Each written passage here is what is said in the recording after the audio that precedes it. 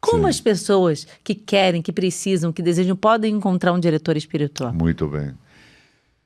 Vamos ver.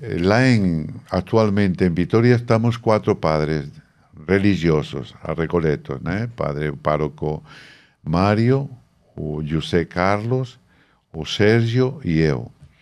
Então temos um plantão durante a semana por dia, são 4 Atender. dias confessando, não é? O que acontece? Que muitas vezes as pessoas confundem confissão com direção espiritual. Como assim? Confessar é falar objetivamente, com contrição, os pecados. E o padre te dá a orientação pertinente. Mas uma grande maioria das pessoas não sabem dizer os pecados. Eles explicam a história do pecado. Porque estava tomando banho no chuveiro, a água estava quente e tal, por colocar um lugar, uma coisa vulgar, né? Não se trata de contar a história.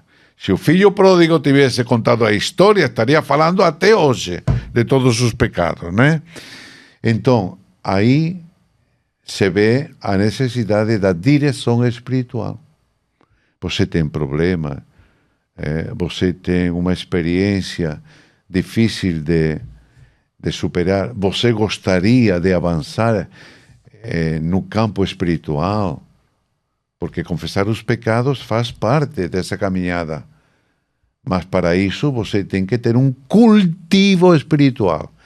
Então o que fazemos? Nós, o sacerdote, além das confissões, deveria marcar com as pessoas que querem falar da sua vida, como crescer espiritualmente.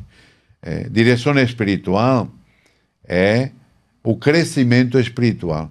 Como ganhar intimidade com Deus, como levar Deus no dia a dia, no trabalho, no relacionamento com as pessoas, no discernimento.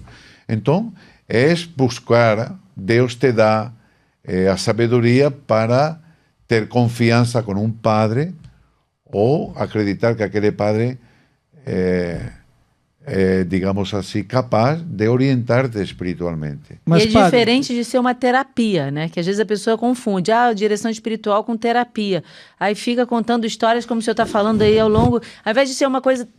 Claro que vai ter um contexto maior do que uma confissão, mas a pessoa precisa entender que a direção espiritual, como o senhor falou, é para ter uma melhora espiritual daquela pessoa, né? E a pessoa fica ali fazendo, que eu já percebi isso, que algumas pessoas falam, né? Aí fica contando os casos, por que brigou, como é que brigou, aí vai... Alguns casos são necessários de você contar, sim, mas outros ficam uma...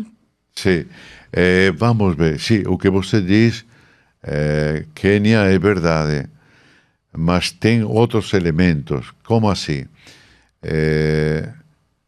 O diretor espiritual tem que saber distinguir o que corresponde ao psicológico, ao puramente formativo humano, os condicionamentos que fazem a pessoa viver assim, nervosa, angustiada e tal, mas, sobretudo, o diretor espiritual tem que levar a pessoa a descobrir Deus, onde está Deus em tudo isso, ou onde deve colocar Deus em tudo isso, ou como fazer para que Deus esteja presente na sua vida.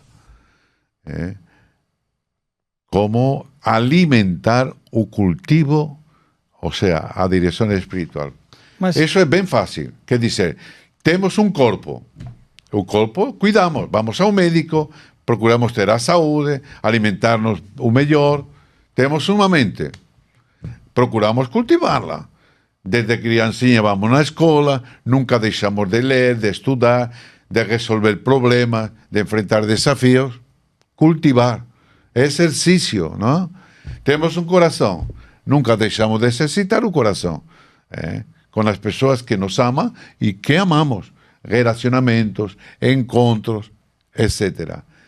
E aí, a dimensão espiritual, temos que exercitá-la, cultivá-la, e ela é a base das outras. E nesse sentido, quem tenha uma base espiritual que a cultive bem, vai se enriquecer.